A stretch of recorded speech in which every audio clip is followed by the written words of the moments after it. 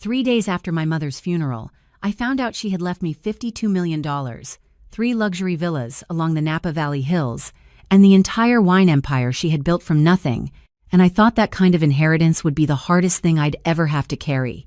But I was wrong, because less than an hour later, I stood in my own house, just a few steps from the kitchen, listening to my husband laugh softly into his phone as he told another woman that everything was finally theirs, and the way he said it, calm, confident, like this had been planned long before my mother ever got sick, made something inside my chest collapse so completely I couldn't even breathe. And when I heard him say my sister's name, I realized I hadn't just lost my mother that week. I had lost my entire family in a single moment. So, if you're listening right now, and something about this story feels too real, only if this story truly resonates with you, take a second to like, subscribe, and tell me where you're watching from, your city, your country, and what time it is there right now, because I want to know how far this story travels and who it reaches. My name is Claire Whitmore. I'm 32 years old, and this is the day everything I thought I knew about my husband, my sister, and my own life was torn apart in the quietest, most calculated way imaginable. And it all started 3 days earlier, standing in the front row of a small white chapel that smelled like lilies and polished wood, staring at a closed casket that felt too small to hold everything my mother had been. Margaret Whitmore was 71, and she had spent 40 years building Whitmore Vineyards into one of the most respected wine brands on the West Coast. A business that stretched across 200 acres of rolling hills, 3 estates, and distribution contracts that reached all the way to Europe, and now she was gone, just like that, pancreatic cancer, 3 months from diagnosis to funeral. And I remember sitting there with my hands folded in my lap, listening to people talk about her legacy, her strength, her vision, while my mind kept drifting to the last conversation we had, the way she squeezed my hand and told me, "Be careful who you trust when I'm gone." And at the time, I thought it was just the fear talking, the kind of thing people say when they know they're running out of time. I didn't think she meant my husband. I didn't think she meant my own sister. I didn't think she meant the people sitting just a few feet away from me in that chapel. My husband Ethan sat beside me, his hand resting lightly on mine, his thumb tracing slow circles against my skin in a way that felt comforting, steady, familiar. And if you had asked me in that moment, I would have told you he was the one person I could still rely on, the one person who had stayed strong while I fell apart.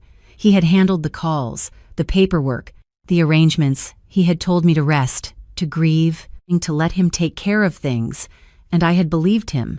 I had leaned into that belief because it was easier than questioning it, easier than imagining that the man I had built a life with could be anything other than what he appeared to be. And across the aisle, my younger sister Vanessa sat with perfect posture. Her black dress fitted just right, her makeup untouched by tears, her eyes sharp and observant as they moved across the room. And even then, something about the way she looked at me made my stomach twist. Not sympathy, not grief, something else. Something colder, but I ignored it, because it was my mother's funeral, and I didn't want to turn that day into something darker than it already was. The service ended. People hugged me, told me they were sorry, told me my mother was extraordinary, told me I was so strong, and I nodded and thanked them, and felt like I was watching someone else live my life from a distance. And by the time we got back to the estate that evening, the house felt too big, too quiet, like it was waiting for something that would never come back. And for 2 days I moved through it like a ghost, answering emails, signing documents, sitting in rooms that still carried my mother's presence in every corner. And then on the 3rd day, Mr. Leonard Price, my mother's attorney, arrived with a leather briefcase and a look on his face that told me this was going to be bigger than I expected. We sat in the study, the same room where my mother had negotiated deals and built her empire, and he opened the folder, adjusted his glasses, and began to read. And I remember the exact moment my brain stopped processing words normally. Margaret Whitmore leaves to her daughter, Claire Whitmore, the entirety of her liquid assets totaling $52 million, 3 residential properties located in Napa Valley, Sonoma, and Carmel, and full ownership of Whitmore Vineyards and its associated holdings. And I just stared at him, waiting for it to feel real, waiting for something inside me to react. But all I felt was this strange, hollow weight, like someone had handed me a life I wasn't ready to live. And Ethan squeezed my shoulder from behind, leaned down close to my ear, and whispered, "You're going to be okay, Claire. We'll handle this together." And I believed him. I believed him so completely that less than an hour later, I got in my car and drove home faster than I should have. My hands tight on the steering wheel, my mind racing with everything that needed to be done, everything that had changed, everything I needed to tell him, because I thought we were still a team. I thought this was something we would face side by side. I thought he was the one person in that house who would be happy for me, who would protect me, who would help me carry the weight of everything my mother had left behind. And I had no idea that when I walked through that front door, I wasn't stepping into safety. I was stepping into the moment that would prove my mother had been right all along. I remembered the exact sound the front door made when I pushed it open. A soft click, followed by the low creak of the hinges, the kind of sound you only notice when everything else goes completely silent. And for a moment I just stood there in the entryway, my keys still in my hand, my mind replaying everything Mr. Price had said. $52 million, 3 villas, the vineyard, the responsibility, the future. And underneath all of that, a strange flicker of something else, something my mother had planted in me with that last warning. Be careful who you trust. I told myself I was overthinking, that grief was making me paranoid, that Ethan was the one person who had never given me a reason to doubt him. And then I heard his voice, low, calm, coming from the kitchen, and at first it sounded normal, like any other phone call, just a man talking in his own home. But there was something in his tone, something steady and controlled in a way that felt completely different from the man who had been whispering comfort in my ear less than an hour earlier. I took a step forward without thinking, my heels barely making a sound against the hardwood floor, and I stopped just before the corner where the hallway opened into the kitchen, close enough to hear him clearly, far enough that he could not see me, and what I heard next made my entire body go still. "Yes," he said quietly. "It is done. She signed everything she needed to sign this morning. The transfer is in motion." There was a pause, and then a soft laugh. Not loud, not exaggerated, just a quiet, satisfied sound that I had never heard from him before. "No, she does not suspect anything. She is still in shock from the funeral. She trusts me completely." My fingers tightened around my keys so hard that the metal pressed into my palm, and I told myself there had to be an explanation. There had to be context I was missing. Maybe this was about something else, something unrelated. Maybe I had misunderstood. But then he said the name, Vanessa, and the world seemed to tilt just slightly off its axis. I felt it in my chest first, like something dropping, like gravity had suddenly shifted inside my body. "You should have seen her face when the lawyer told her," he continued, his voice almost amused now. "She had no idea it was going to be that much. 52 million. 3 properties, the entire vineyard. Everything." Another pause, and I could almost picture him leaning against the counter, one hand in his pocket, the other holding his phone, completely at ease. "I told you it would pay off if we waited." My stomach turned, not violently, not dramatically, just a slow, heavy twist that made it hard to stand upright, and I pressed my shoulder lightly against the wall to steady myself, my mind trying to catch up with what I was hearing, trying to rearrange it into something that made sense, something that did not mean what it sounded like it meant. "No, she is not going to question anything," he said, softer now, more deliberate. "She is going to lean on me for everything. The paperwork, the management, the decisions, all of it. She does not even know where to start." There was a faint clink, like glass against stone, and I realized he had probably poured himself a drink, like this was just another ordinary afternoon, like my entire life was not unraveling just a few feet away from him. "We just need to keep things smooth for a couple more weeks," he added. "Once the estate is fully transferred, it becomes a lot easier to move things around." Move things around? The phrase echoed in my head, vague enough to sound harmless, precise enough to feel intentional, and I felt my throat tighten as a realization began to form, slow and reluctant, like my mind was resisting it, refusing to let it take shape completely. "Do not worry," he said, his voice dropping even lower. "I will handle Claire. She is not going to cause any problems." And that was the moment something inside me shifted, not shattered, not exploded, just shifted, like a door closing quietly in the back of my mind, because it was not just what he was saying, it was how he was saying it, the confidence, the certainty, the complete absence of hesitation. This was not a conversation he was having for the first time. This was not a plan he was figuring out as he went. This was something that had already been decided, already been discussed, already been set in motion long before I ever sat in that lawyer's office. And suddenly, every small detail from the past few months started rearranging itself. The late-night calls he took in the hallway, the way he had insisted on handling certain documents for my mother, the way Vanessa had been around more often than usual, always with a reason, always with a smile that never quite reached her eyes, and I felt something cold settle into my chest. Not panic, not yet, something sharper, clearer. Because if this had been planned, if they had been working together, then this was not just about the money. This was about control, about access, about positioning themselves exactly where they needed to be the moment everything changed. "Just trust me," he said into the phone, and I almost laughed. Not out loud, but internally, a hollow, silent reaction that surprised even me, because that was the same phrase he had used with me less than an hour ago. The same tone, the same calm reassurance, and now I could hear the difference. I could hear the performance in it, the way he adjusted his voice depending on who he was talking to, the way he became exactly what each person needed him to be, and for the first time since my mother died, I felt something stronger than grief, stronger than confusion, something that cut through the fog completely. Clarity. I took a slow breath, careful, controlled, and stepped back just enough that my shadow would not fall into the kitchen. My heart was still beating hard, but my hands were steady now, because I understood something I had not understood before. If I walked in there right now, if I confronted him, if I let him know I had heard everything, he would deny it, he would twist it, he would make me question myself, and whatever they were planning would disappear before I ever had the chance to see it fully. And I was not going to let that happen. Not anymore. I looked down at my hand, at the keys still pressed into my palm, and then back toward the hallway, toward the front door, and in that moment, I made a decision that would change everything that came next. I was not going to confront him. I was going to pretend I had never walked through that door at all.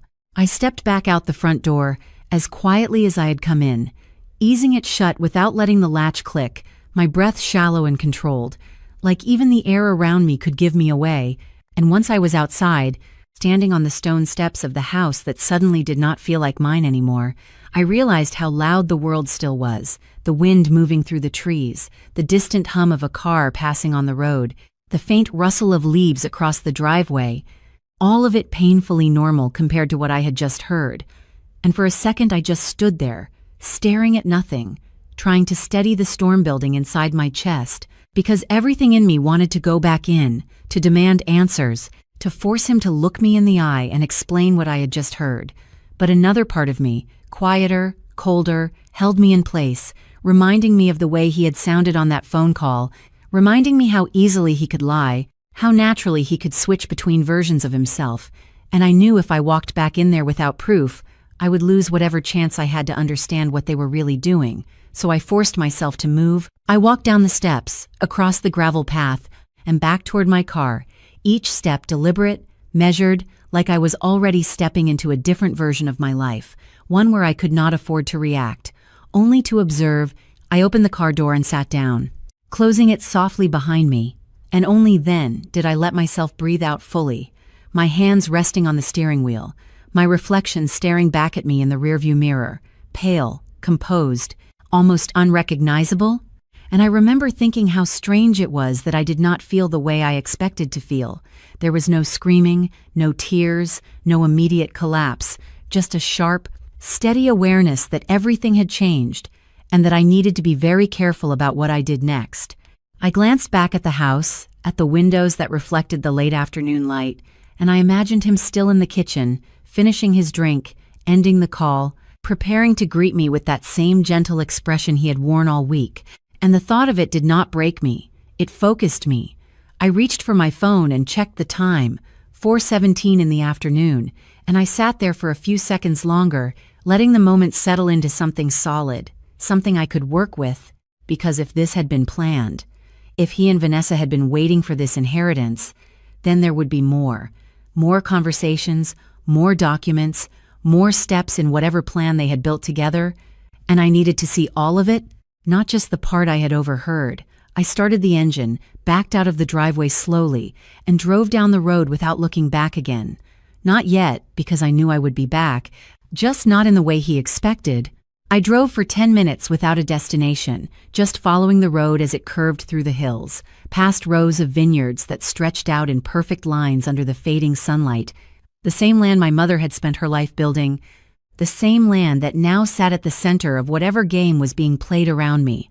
And as I drove, pieces of the past began to rearrange themselves in my mind. Small moments I had dismissed before, things that had not seemed important at the time, like the way Ethan had insisted on reviewing certain financial statements with my mother's accountant, or how Vanessa had suddenly taken an interest in visiting more often, always with some casual excuse, always staying just a little longer than necessary, or the way my mother had started asking me quiet, pointed questions in her final weeks, questions about whether Ethan handled most of the paperwork, whether I had access to certain accounts, whether I felt fully in control of my own decisions, and I had answered without thinking, without suspicion, because at the time none of it seemed connected. But now, sitting behind the wheel with the road stretching out in front of me, it all began to form a pattern that was impossible to ignore, and then something else surfaced. Something I had almost forgotten. The study, my mother's study. The place where she kept everything important, everything private. The room Mr. Price had opened that morning to read the will, and a memory slipped into place, sharp and clear. The way my mother had looked at me the last time I stood in that room with her, the way she had reached for my hand and held it a second longer than usual. "If anything ever feels off," she had said quietly, "do not ignore it, and do not act too quickly." At the time I had nodded, thinking she was talking about business, about negotiations, about the vineyard, but now I understood she might have meant something else entirely. I slowed the car as the realization settled in, because if my mother had suspected something, if she had seen even a glimpse of what was happening around me, then there was a chance she had not left me completely unprotected, a chance she had put something in place, something I had not yet discovered. And that thought changed everything, because it meant I was not starting from nothing. It meant there might already be a thread I could follow. I made a quick turn at the next intersection and headed back toward the estate, my grip on the steering wheel tightening slightly as my focus sharpened. This time when I approached the house, I did not pull into the main driveway. Instead, I parked farther down near the side entrance, out of direct view, and sat there for a moment, watching the house carefully, looking for any sign of movement, any indication that Ethan had noticed my absence or was expecting me. But everything looked normal, calm, undisturbed, and I felt that same cold clarity settle over me again. I stepped out of the car, moved quietly along the side path, and entered through the back door, the one that led directly toward the hallway near the study. The house was quiet now, too quiet, and I could not hear his voice anymore, which meant the call had ended, which meant whatever version of Ethan was waiting for me now would not be the one I had just overheard, and that thought only strengthened my resolve. I walked down the hallway slowly, my steps light, my mind already shifting into something sharper, more deliberate, because I was not here to confront him. Not yet. I was here to find out what my mother might have left behind, what she might have hidden in plain sight, what she might have known that I was only just beginning to understand. And as I reached the door to her study, I paused for just a second, my hand hovering over the handle, because I knew that whatever I found in that room could change everything, not just about my husband, not just about my sister, but about the life I thought I had been living all along. And then I turned the handle and stepped inside. I closed the door to my mother's study behind me as quietly as I could, the soft click of the latch echoing louder in my head than it should have. And for a moment I just stood there, letting my eyes adjust to the dim, familiar space, the heavy oak desk, the shelves lined with leather-bound records, the faint scent of cedar and paper that had always clung to this room. And it hit me all at once that this was the place where she had made every decision that built the life I had just inherited, and possibly the place where she had hidden whatever truth she had not been able to say out loud. I moved slowly toward the desk, my fingers brushing lightly over the surface, as if I could feel some trace of her still there, something guiding me, something steady, and I pulled out the chair and sat down. The same chair she had sat in for decades, the same chair where she had signed contracts, negotiated deals, protected everything she had built. And now I was here, not as her daughter, But as someone who needed answers she had never given me directly, I opened the top drawer first, expecting to find something obvious, something labeled, something that would immediately explain everything. But it was just as I remembered: neatly organized files, business documents, nothing out of place, nothing that looked like a warning or a secret. And for a second, doubt crept in, quiet but persistent. Maybe I was wrong, maybe there was nothing here, maybe what I had overheard was not part of something larger. But that thought did not last long, because my mother had never been careless, not with her business, not with her family, not with anything that mattered. And if she had suspected something, she would not have left it to chance. She would have prepared. She would have hidden it somewhere. Only I would think to look. I closed the drawer and leaned back slightly, forcing myself to slow down, to think the way she would have thought. Not emotionally, not impulsively, but strategically. And that was when my eyes drifted to the bookshelf on the far wall, the one that held not just business records, but personal ledgers, old journals, things she had kept long before the vineyard had become what it was. I stood and crossed the room, scanning the spines carefully, looking for anything out of place, anything recently touched, and there it was, subtle but noticeable. One book slightly misaligned, pushed back just a fraction more than the others. And it might have meant nothing. It might have been something as simple as a cleaning mistake. But I knew my mother. I knew how precise she was, how intentional she was about everything. And I reached for it slowly, pulling it forward, a worn leather journal that I had not seen in years. And as soon as I moved it, I saw the edge of something behind it, a small envelope, cream-colored, unmarked, except for one word written in her handwriting: my name, Claire. And my heart did something strange then. Not a sharp jolt, not panic, but a quiet, heavy recognition, like I had just stepped into a moment she had already imagined. I picked up the envelope carefully, turning it over in my hands, the paper thick, deliberate, and I hesitated for just a second before opening it, because I knew whatever was inside was not going to make things easier. It was going to make them clearer, and clarity was something you could not walk back from.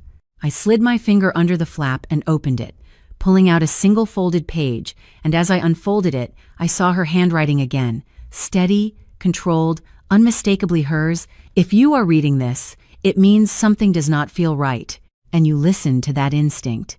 I exhaled slowly, my eyes moving across the page, absorbing each word carefully. I could not prove what I suspected before I got sick, but I saw enough to know you may not be safe trusting everyone around you, especially inside your own home. My grip on the paper tightened slightly, but I forced myself to keep reading. There are conversations happening without you, decisions being positioned around you, and if I am correct, they will wait until everything is legally yours before they act. My chest felt tight, but my mind was clear, sharper than it had been all day, because every word confirmed what I had already begun to understand. Do not confront anyone until you know everything. Do not let them know you are aware, and most importantly, do not sign anything new without independent counsel. I swallowed, my eyes scanning the final lines. There is someone who can help you see what I could not fully uncover. Her name is Martha Green. She has worked in this house longer than anyone, and she knows more than she has ever said. Find her and trust your instincts, not your emotions. The letter ended there, no signature, no goodbye. Just that, direct, precise, exactly like her. And I stood there in the middle of the study, the paper still in my hands, feeling something settle into place inside me, something solid, something unshakable, because this was no longer a suspicion, it was confirmation. My mother had seen something, had sensed something, and she had tried to protect me in the only way she could.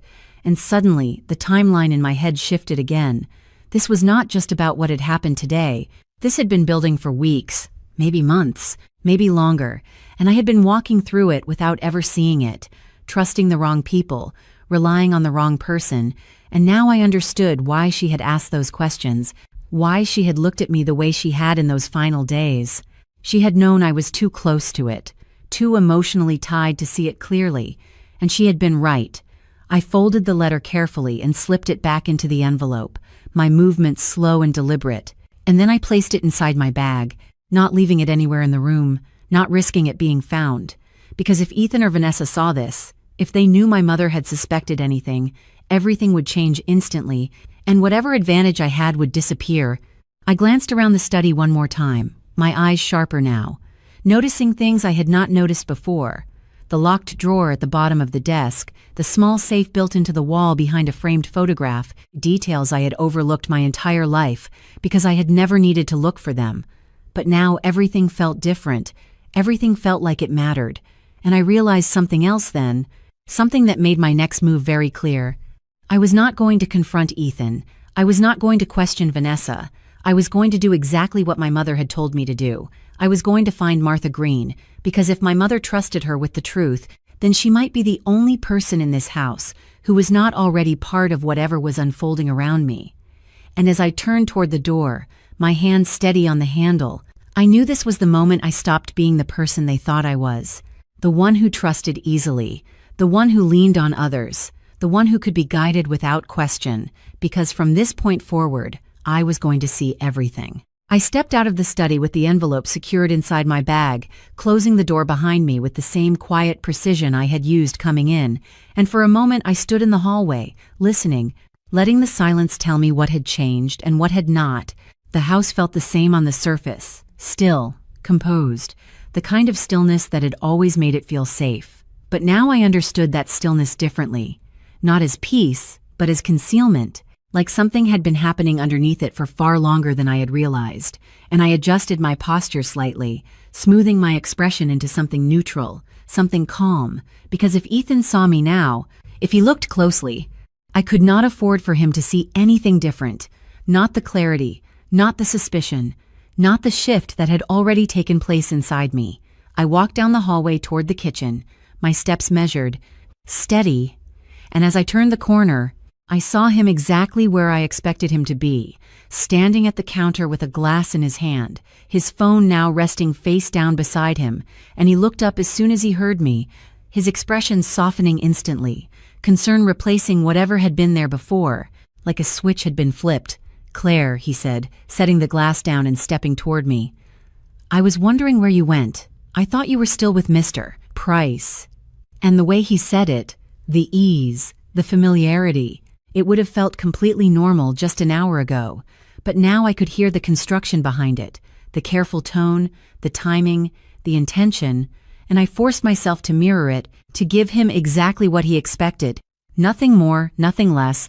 "I had to clear my head," I said, keeping my voice even, letting just enough strain show through to make it believable.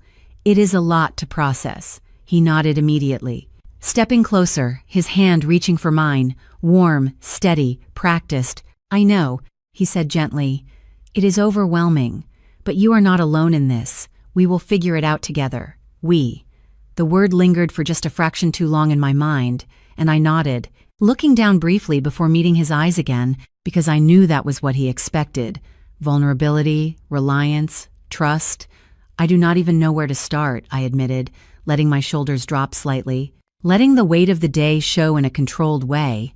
And I watched him carefully as I said it, because this was no longer just a conversation. It was observation, and his reaction was immediate, subtle, but clear. His posture straightened just a little. His expression shifted from concern to something more focused, more engaged, like he had just been handed exactly what he needed. "That is okay," he said, his tone reassuring, almost soothing. "That is why I am here. I can handle the logistics, the paperwork, the business side of things. You should not have to deal with all of that right now." I felt the words land exactly where they were meant to land, an offer of relief, of support, of guidance, and I nodded slowly, as if considering it, even though I already understood what it really was. Positioning, access, control, that would help, I said quietly, and I saw the smallest flicker of satisfaction pass through his expression before it settled back into concern. "Of course it would," he replied. "We just need to take it one step at a time. There are going to be documents, transfers, management decisions, but none of that has to fall on you alone."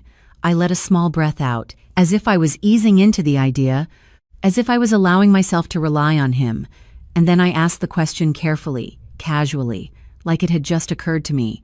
"Did Mr. Price leave any paperwork here earlier?" I watched him closely as I spoke, and for a fraction of a second, something in his eyes shifted. Not panic, Not fear, just a quick calculation. And then it was gone, replaced by that same calm expression. He dropped off a few preliminary documents, he said, turning slightly toward the counter. Nothing urgent, just things we will need to review in the next few days. He picked up a thin folder and handed it to me, and I took it, flipping it open briefly, not really reading, just acknowledging, because I knew better than to dig too deeply right now. We can go through it together later, he added, and I nodded, closing the folder and setting it aside. That sounds good, I said. And there was a pause then, a small, almost imperceptible gap in the conversation where both of us were waiting, watching, measuring, and I realized that this was the moment where he expected me to hand over more control, to ask him to take charge, to step fully into the role he had been preparing for, and I gave him just enough. I think I just need a little time tonight, I said softly, to let everything settle. And he nodded immediately, stepping closer again, his hand resting lightly on my arm. Of course, he said, take all the time you need. I will handle anything that comes up in the meantime. And there it was again, that quiet assumption of responsibility, that subtle claim over something that was not his.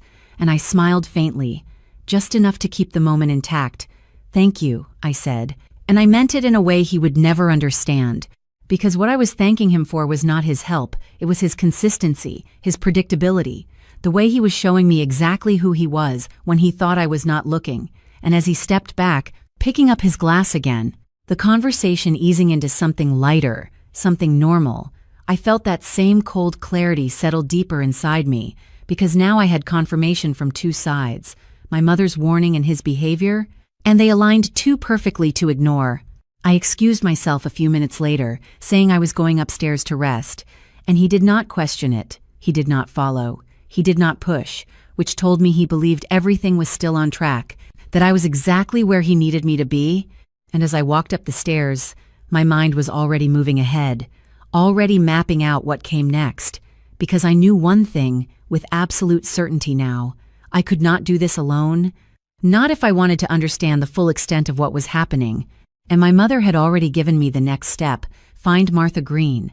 I reached the top of the stairs and paused for a moment, glancing back down toward the kitchen where Ethan still stood, his back partially turned, completely at ease, and I turned away quietly, heading down the hallway toward the guest wing where Martha had always stayed when she was working at the estate, because if there was anyone in this house who had seen what I had not, who had heard what I had missed, it would be her, and I needed to know exactly how deep this went before I made my next move. I slowed my steps as I moved down the guest wing hallway, the carpet soft beneath my feet, muffling any sound that might carry, and for the first time since this day began, I felt something close to hesitation settle into my chest, not fear, but awareness, because whatever Martha knew, whatever she had seen, it was no longer just a possibility. It was a line I was about to cross, and once I crossed it, there would be no pretending this was anything other than what it already was. I reached her door and paused, my hand hovering just inches from the wood, listening for movement inside, any sign that she was there, and after a second, I heard it, the faint sound of a drawer closing, steady, unhurried, and I knocked lightly, just enough to be heard without drawing attention. There was a brief pause, then her voice, calm but cautious. Yes. I opened the door slowly and stepped inside, closing it behind me with care, and Martha turned toward me, her expression shifting from mild surprise to something more focused as she took in my face, the way she always did, observant, quiet, like she was measuring more than just what was visible. "Miss Claire," she said, her tone respectful but different from the others, less performative, more grounded. "I did not expect you today." I gave a small nod, keeping my voice even. "I did not expect today either." And for a moment we just looked at each other, the air between us holding something unspoken, something that had been waiting for this moment. And then I stepped a little closer, lowering my voice slightly. "I found the letter," I said, and I watched her carefully as I spoke, and there it was, the smallest shift in her posture, the tightening of her hands just slightly, the confirmation before she even said a word. "She thought you might," Martha replied quietly, and something in her tone, not surprise, not relief, just quiet acceptance, made everything feel more real, more solid. I took a breath, steady, controlled. She said you knew things, I continued. Things she could not prove. Martha held my gaze for a moment longer, then looked toward the door, as if measuring the distance, the risk, and she stepped closer to me, lowering her voice to match mine. You should not have come here without making sure you were not followed, she said. Not accusing, not panicked, just precise, and I shook my head slightly. He thinks I am upstairs resting, I answered, and that seemed to satisfy her, at least enough to continue. She gestured toward the small sitting area near the window, and we both moved there, sitting across from each other, the late afternoon light casting long shadows across the room. And for a moment neither of us spoke, not because there was nothing to say, but because what was about to be said mattered too much to rush. And then she leaned forward slightly, her voice low. Deliberate? Your mother started asking questions about 6 months ago, she began. Small things at first. Changes in how certain documents were handled, requests that did not come from her but were presented as if they did. And she noticed patterns, inconsistencies. I felt my chest tighten slightly, but I stayed still, letting her continue. She did not say anything at first, Martha added. She wanted to be sure, but then she saw them together. I held her gaze, my voice steady. Ethan and Vanessa. Martha nodded once. Not in a way that would seem obvious to anyone else, but enough for her to understand that there was communication happening outside of what you knew. I exhaled slowly, the confirmation landing exactly where I expected it to, and yet still carrying weight, still changing something inside me. She began reviewing everything more carefully after that, Martha continued. Accounts, signatures, access points, and she found attempts to position Ethan in roles he did not need to be in. Approvals that gave him visibility into things that should have remained under her control. I felt the pieces clicking into place, not quickly, not chaotically, but with a kind of quiet precision that made it impossible to ignore. She confronted him once, Martha said, and my head tilted slightly, not in surprise, but in focus. He denied everything, she added, and he did it well, convincingly enough that without proof, there was nothing she could act on without risking everything else. I nodded faintly, because that part I understood now better than I ever had before. So she prepared instead, Martha said. And there was something in her tone then, something that carried a trace of respect, even admiration. She adjusted the structure of the estate, added conditions, delayed certain transfers, and most importantly, she made sure there were safeguards that would only activate if certain behaviors were detected.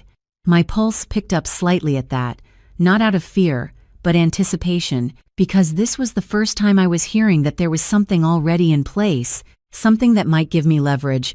What kind of safeguards? I asked quietly, and Martha held my gaze for a second before answering. The kind that require intent to be revealed before they can be triggered, she said. The kind that cannot be bypassed without leaving evidence. And I felt something shift inside me again, something sharper, more defined, because this was no longer just about reacting. This was about strategy, about understanding the structure my mother had left behind and using it exactly the way she intended.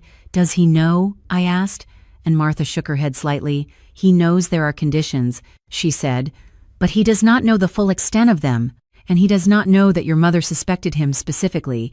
I let that settle because it meant I still had an advantage, not complete, not guaranteed, but real, and I leaned back slightly, my mind already moving ahead, already mapping the next steps. Then I cannot confront him, I said, more to myself than to her, and Martha nodded. If you do, he will retreat, he will adjust, and whatever they are planning will change before you can see it clearly, she replied. And there it was again, that alignment between what I had already begun to understand and what she was confirming. Then I need them to keep going, I said quietly. And for the first time since I walked into that room, Martha's expression shifted, just slightly, a flicker of something that might have been approval. Yes, she said, you do. And the word settled between us, not as a suggestion, but as a direction. And I realized then that this was no longer about figuring out if something was wrong. It was about allowing it to unfold far enough that it could not be denied. And as I stood, my movements steady, controlled, I knew exactly what I needed to do next. I needed to become exactly who they believed I was. The grieving daughter, the overwhelmed heir, the woman who would rely on her husband to guide her through everything, because the only way to see the full plan was to let them believe it was working. and as I reached for the door, my hand steady on the handle, I understood something with complete clarity. This was no longer their plan, not anymore. I did not go back to my room right away after leaving Martha. Instead, I paused halfway down the hallway, my hand resting lightly against the wall, as I let everything she had just told me settle into something usable, something structured, because this was no longer about reacting to what I felt. It was about deciding how I would move next, and for the first time since the funeral, I felt something close to control return. Not complete, not yet, but enough to anchor me, enough to keep me from making a mistake. I straightened my posture slightly, adjusting my expression in the reflection of a nearby mirror, smoothing away the sharpness in my eyes, softening the tension in my jaw, because if I was going to do this, if I was going to let them continue believing their plan was working, I needed to become exactly what they expected me to be. Nothing more, nothing less. I needed to be predictable, emotional, overwhelmed. I needed to be the version of Claire they had already built their strategy around, and once that was clear, everything else followed. I turned and walked the rest of the way down the hallway, taking a slower pace now, letting my steps sound normal, unguarded, and by the time I reached the top of the staircase, I could already hear Ethan moving in the kitchen again, the faint clink of glass, the low hum of something being set down, and I let out a small breath, not to steady myself, but to reset my timing, and then I walked down the stairs, not quietly this time, not cautiously, just normally, like someone who had spent the last hour resting, thinking, trying to process everything she had just inherited. And when I stepped into the kitchen, he looked up immediately, his expression softening again in that familiar, practiced way. "Hey," he said gently, "how are you feeling?" And I gave him exactly what he expected. I hesitated for just a second, letting my eyes drop before meeting his again. Still trying to wrap my head around it, I admitted, my voice quiet but steady, and I saw it again. That small shift in him, that subtle engagement, like he was stepping into position. "That makes sense," he replied, moving a little closer. "It is a lot all at once. Anyone would feel overwhelmed." I nodded, letting my shoulders relax slightly. "I keep thinking about what my mom would have wanted me to do," I said, and that was not entirely untrue, just not in the way he assumed, and he responded exactly as I expected. "She would want you to protect what she built," he said, his tone confident, reassuring, "and that means making smart decisions, having the right people handle things." The right people, the phrase landed exactly where it was meant to, and I let a small pause follow, as if I was considering it, as if I was looking to him for direction. "I do not even know what those decisions are," I said softly, and that was the opening he had been waiting for. I could see it in the way his posture shifted, the way his voice took on just a little more certainty. "Then let me help with that," he said. "I have already started looking into the estate structure, the management side. There are some immediate steps we should take to make sure everything is secure and positioned correctly." I tilted my head slightly, just enough to show interest, not suspicion. "Like what?" I asked, and he moved toward the counter, picking up a few documents, spreading them out in front of me. "For starters, we need to centralize control," he explained. "Right now, everything is fragmented. Different accounts, different entities. It makes things harder to manage and easier for things to slip through the cracks." I looked down at the papers, not reading them fully, just scanning enough to understand the direction, and I felt that same cold clarity settle deeper, because this was exactly what Martha had described: positioning, consolidation, creating access, and I nodded slowly.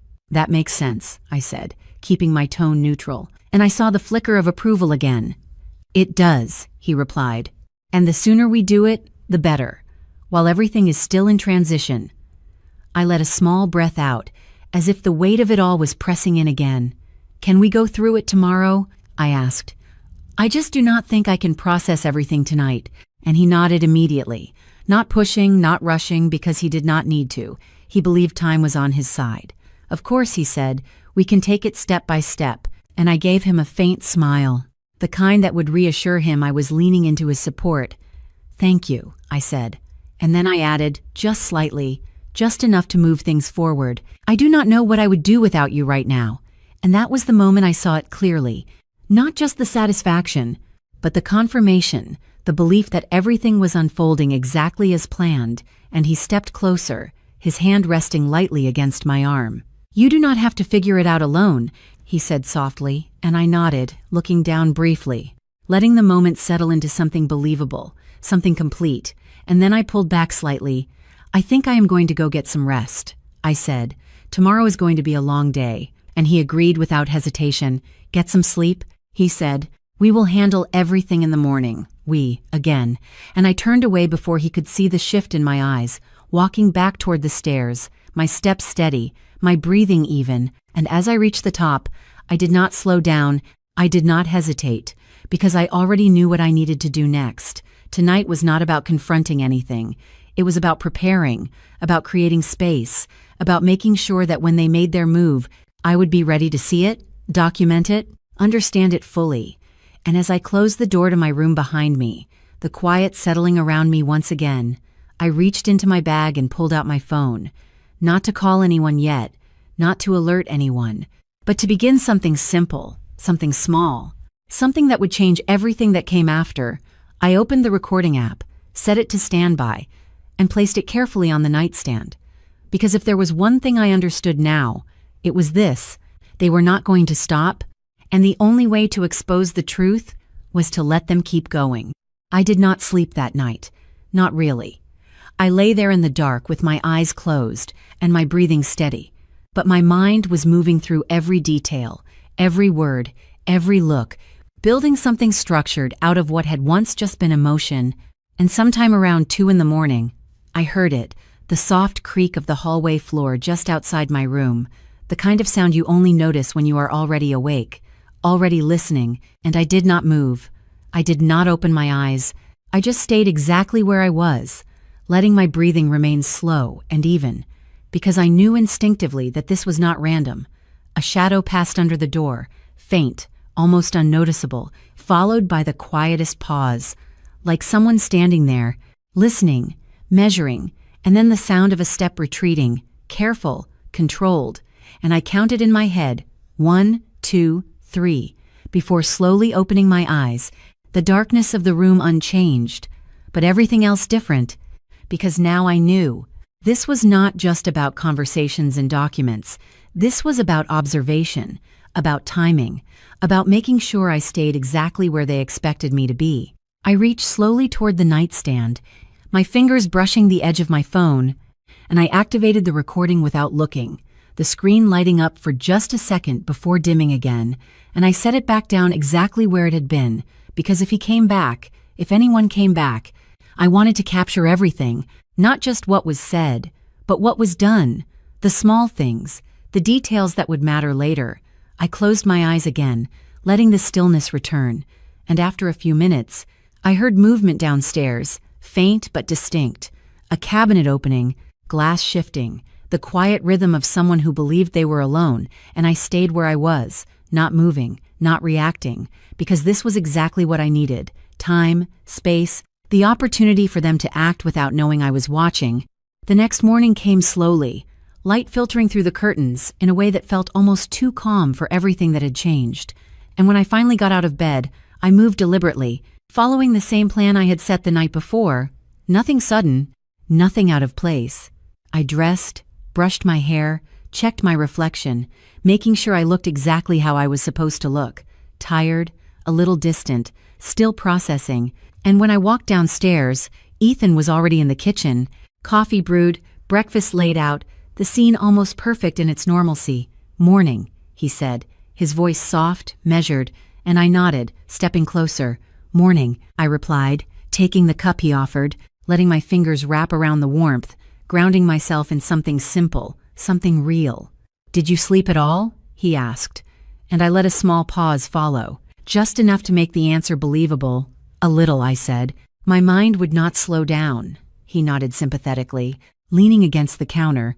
"That is expected," he said. "There is a lot changing very quickly." I took a sip of the coffee, letting the silence stretch for a moment before speaking again. "You said there were documents we should go through." I reminded him, and that was all it took. I saw it immediately, the shift, the readiness, the way he straightened just slightly. "Yes," he said, moving toward the table. "I put everything together so we can review it step by step." He laid out the papers carefully, organized, intentional, and I sat across from him, leaning in just enough to show engagement, not suspicion. "Walk me through it," I said, and he began, his voice calm, confident, explaining structures, transfers, consolidations, the language precise but softened, designed to sound supportive rather than controlling. And I listened, not just to the words, but to the gaps between them, the assumptions, the way certain steps were framed as necessary, and the way others were presented as optional, but clearly guided toward a specific outcome. "This will allow us to streamline everything," he said, pointing to a section near the middle, "and it ensures there are no delays in accessing or managing the assets." I nodded slowly, as if processing, as if trying to keep up, and then I asked carefully, casually, "And all of this needs to be signed right away?" And there it was, the moment, the slight hesitation, barely noticeable. "Not immediately," he said, "but soon, within the next few days would be ideal. Ideal, not required, but positioned as the best choice, the right choice." And I let that settle, then nodded again. "Okay," I said quietly. "I just want to make sure I understand everything before I sign anything." And his expression softened, approving, encouraging. "Of course," he said, "that is exactly what you should do." And I gave him a small, grateful smile, the kind that reinforced everything he believed about me in that moment, the kind that told him I was still exactly where he needed me to be. And as he continued explaining, my phone sat in my pocket, recording every word, every pause, every shift in tone, and I felt that same cold clarity settle even deeper, because now it was no longer just what I had heard, it was what I was collecting, what I was building, piece by piece. And then, just as he finished outlining the last section, his phone buzzed on the counter, a soft vibration that broke the rhythm of the conversation. He glanced at it quickly, just a flicker, but enough, and then he turned it face down again, too quickly, too deliberately, and I saw the name before he did. Vanessa, and I did not react, not outwardly. I just tilted my head slightly, as if I had not noticed. "You should get that if it is important," I said, keeping my tone light, neutral. And he hesitated for a fraction of a second before nodding. "I will just take this in the other room," he replied, already standing, already moving. And I watched him go, my expression unchanged, my posture relaxed, but inside, everything sharpened, because this was it. Not the end, not yet, but the next layer, the next piece. And as the sound of his voice faded into the hallway, low and controlled, I reached into my pocket, adjusted the phone slightly to ensure the microphone was clear, and sat perfectly still. Because whatever he said next, I needed to hear it. I stayed exactly where I was, my hands resting lightly on the table, my breathing steady, my expression neutral, because the moment he stepped into the hallway, something shifted again, not externally, not in a way anyone could see, but internally, like every sense I had was narrowing into focus. I could hear his voice now, low, controlled, just beyond the edge of the doorway, not loud enough to catch every word clearly, but enough to recognize the tone, the cadence, the difference between how he spoke to me and how he spoke to her. And I did not move at first. I did not rush to follow, because I knew that even the smallest change in behavior could tip him off. And what I needed now was not confrontation. It was clarity. It was proof. It was everything he believed I did not have. I waited, counting seconds in my head, letting the distance between us grow just enough to make it safe. And then I stood slowly, my chair barely making a sound as I pushed it back, my phone still recording in my pocket, capturing everything without him ever knowing, and I moved toward the hallway, not directly, not in a straight line, but casually, as if I was just getting a glass of water, just stepping away for a moment. And when I reached the edge of the doorway, I stopped, staying just out of sight, and that was when his words became clear. "No, she is exactly where we need her," he said quietly, his tone sharper now, more precise than anything he had shown me that morning. "She is asking the right questions, but not the dangerous ones."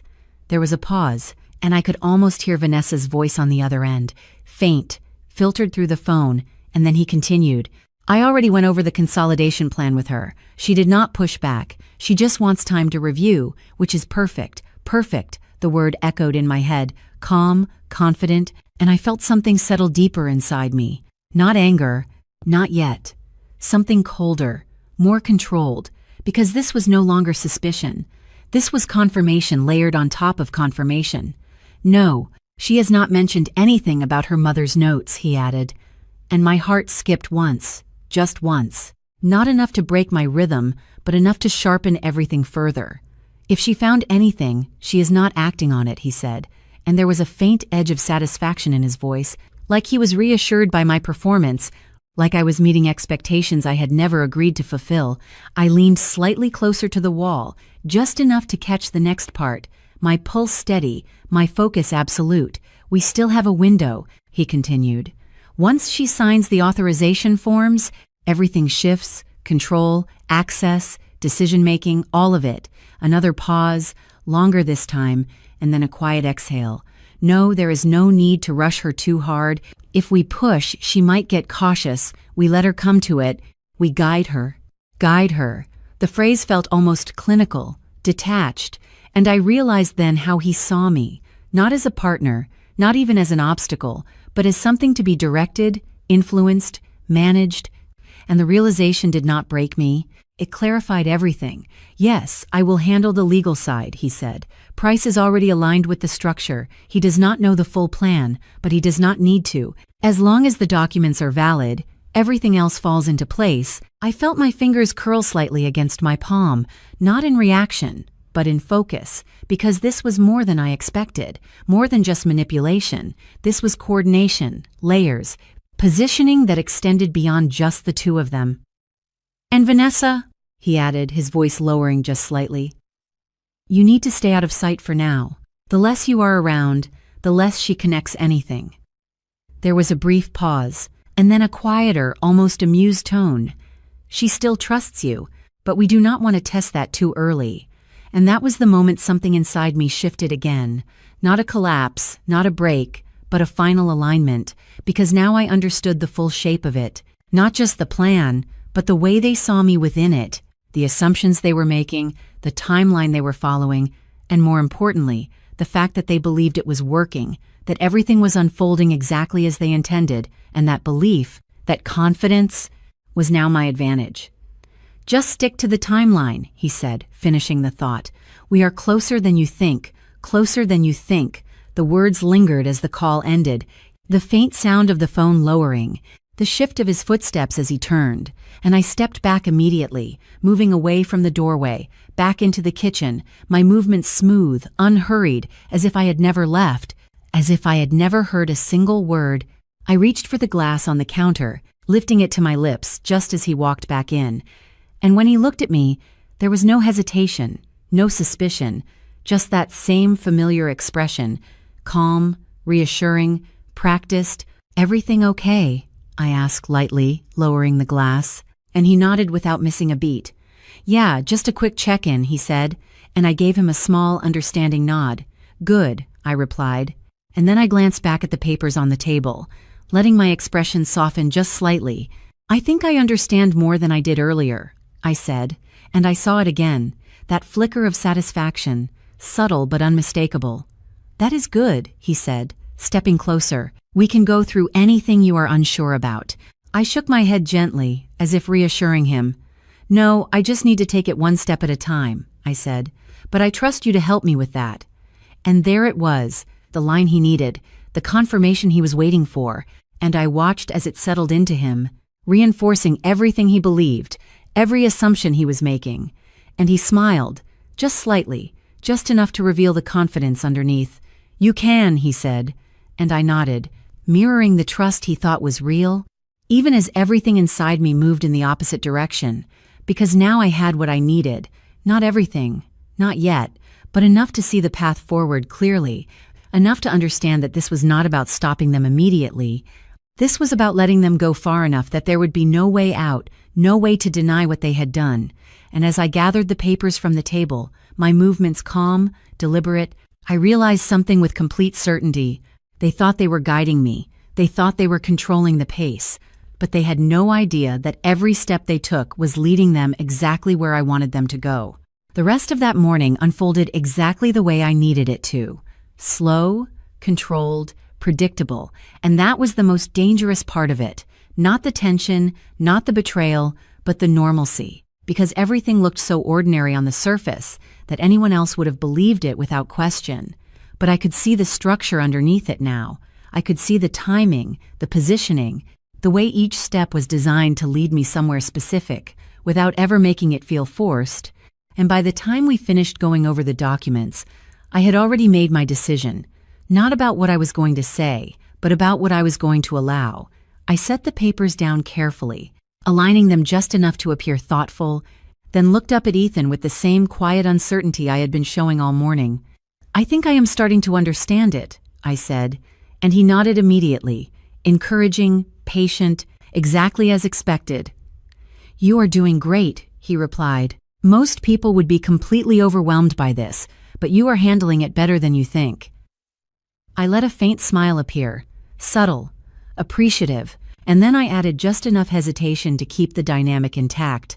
"I just want to make sure I do this right," I said, and he leaned slightly closer, lowering his voice as if offering something more personal, more direct.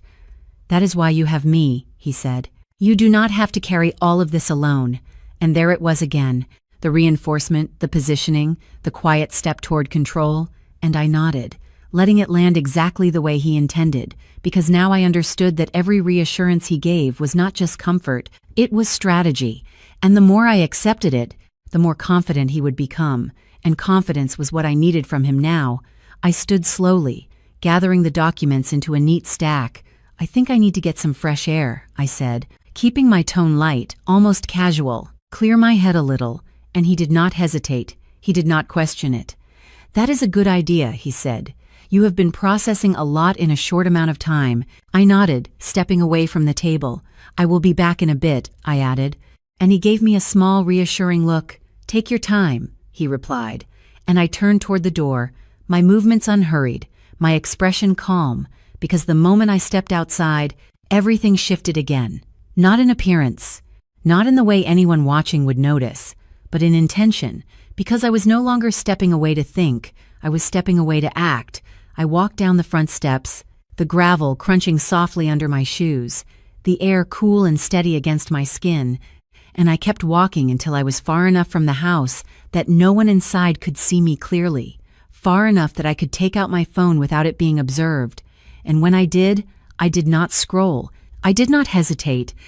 I opened the recording from earlier, the one that had captured everything from the morning, and I listened, not from the beginning, but from the middle, from the parts that mattered most. His voice, controlled, confident, the words precise, intentional, undeniable, and I let it play for just a few seconds before stopping it, because I did not need to hear it again to know what it was, what it meant, what it could prove.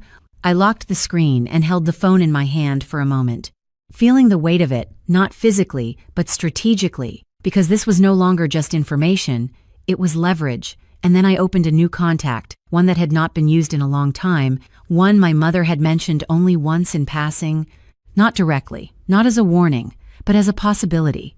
And I typed slowly, deliberately, making sure every word was exactly what it needed to be, not emotional, not reactive, just clear. "This is Claire Whitmore. I need to speak with you about my mother's estate, privately." I read it once, then sent it without adding anything else, and as soon as the message left my phone, I felt something settle, something definitive, because this was the first step that was not part of their plan, the first move that existed completely outside of their awareness, and that meant everything from this point forward would begin to shift, not immediately, not in a way they could see yet, but beneath the surface, where it mattered most. I put my phone back in my pocket and turned toward the vineyard, walking along the edge of the property, letting the rows of vines stretch out in front of me, steady, ordered, built over decades with intention and discipline. And I realized then how much of this my mother had anticipated, not the exact details, not the exact players, but the possibility that something like this could happen, the possibility that trust could be used as a tool, and she had prepared for that, not by trying to control everything, but by leaving behind just enough structure, just enough guidance, for me to take control when it mattered. I stopped near the edge of the hill, looking out over the land that was now mine, and for the first time since the funeral, I did not feel overwhelmed by it. I felt responsible for it, protective of it, not just as an inheritance, but as something that needed to be defended, and I understood something with absolute clarity in that moment. This was not just about exposing what Ethan and Vanessa were doing. This was about making sure they could never touch any part of this again. Not now, not later, not in any form. And as I turned back toward the house, my steps steady, my mind already moving ahead to what came next, I knew the next phase had already begun, and they had no idea.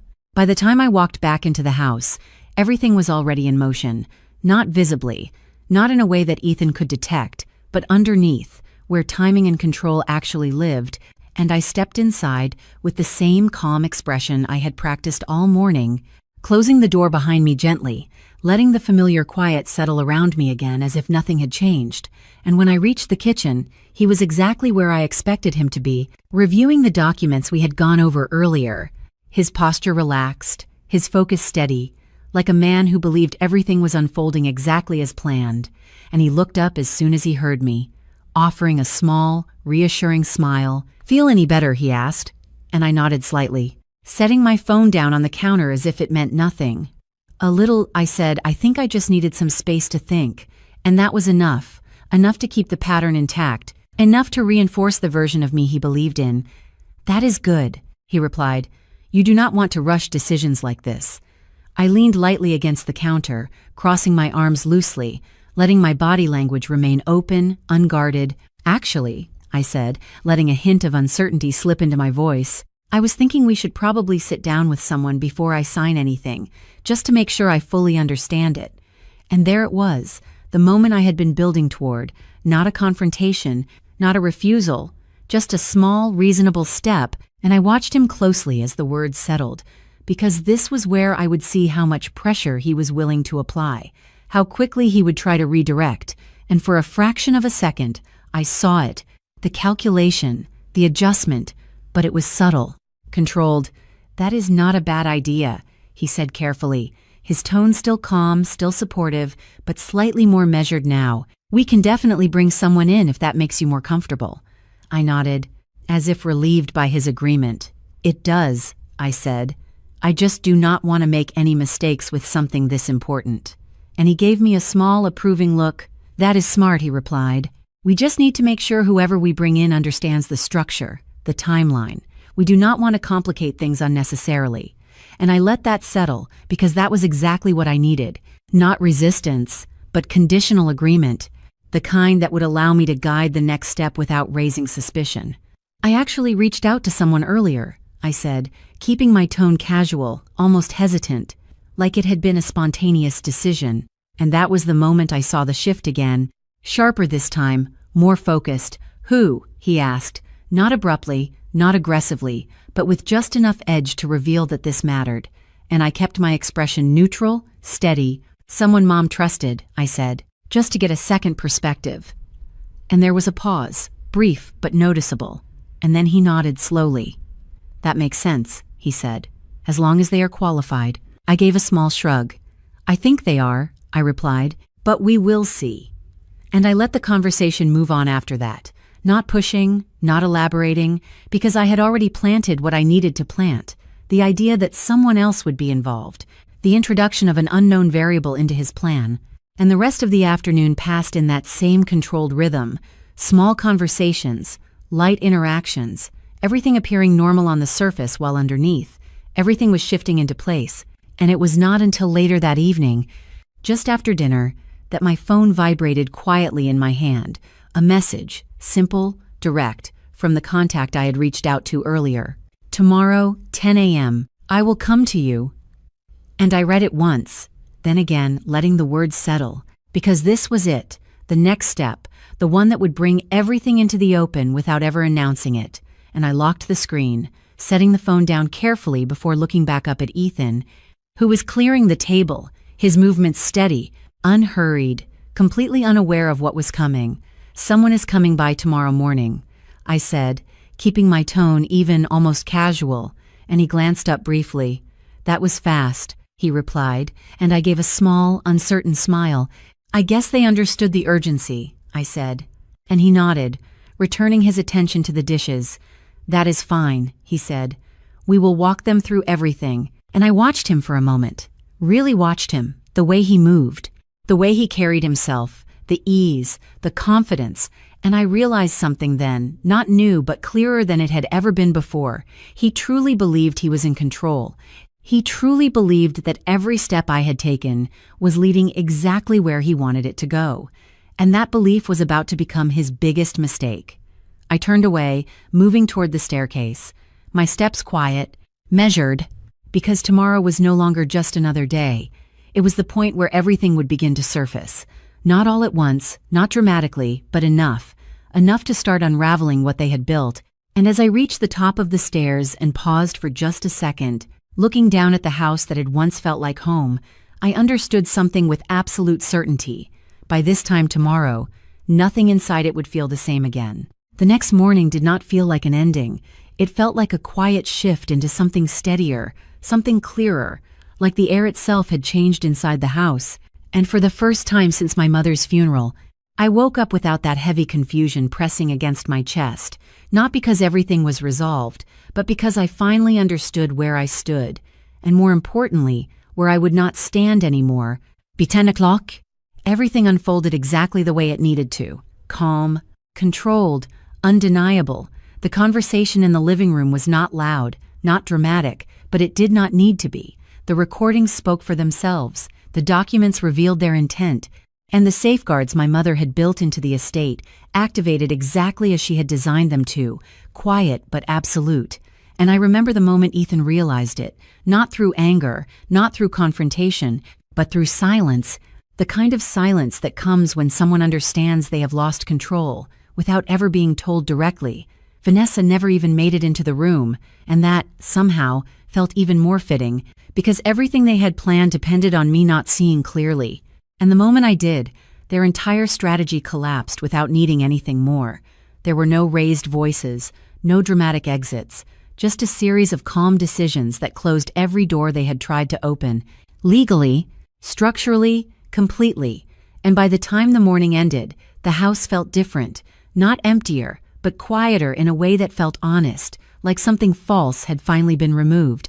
The days that followed were not easy, but they were clear, and clarity, I learned, is a kind of peace you do not recognize until you have lived without it. I took control of the vineyard step by step, not perfectly, not without mistakes, but with intention, with boundaries I had never set before, and for the first time, I stopped asking who I needed to trust and started asking what I needed to protect.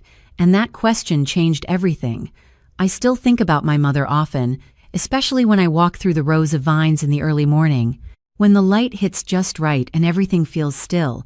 And I understand now what she meant, not just about being careful, but about knowing your own worth before someone else tries to redefine it for you. Because the truth is, betrayal does not always arrive as something obvious. Sometimes it is quiet, patient, carefully positioned inside the people you believe would never hurt you.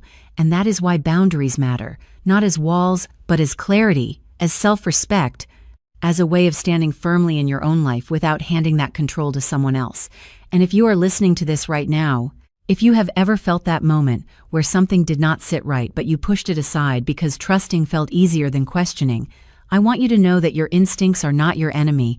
They are your first line of protection. And you are allowed to listen to them. You are allowed to pause, to step back, to choose yourself even when it is uncomfortable, especially when it is uncomfortable, because healing is not about pretending something did not happen.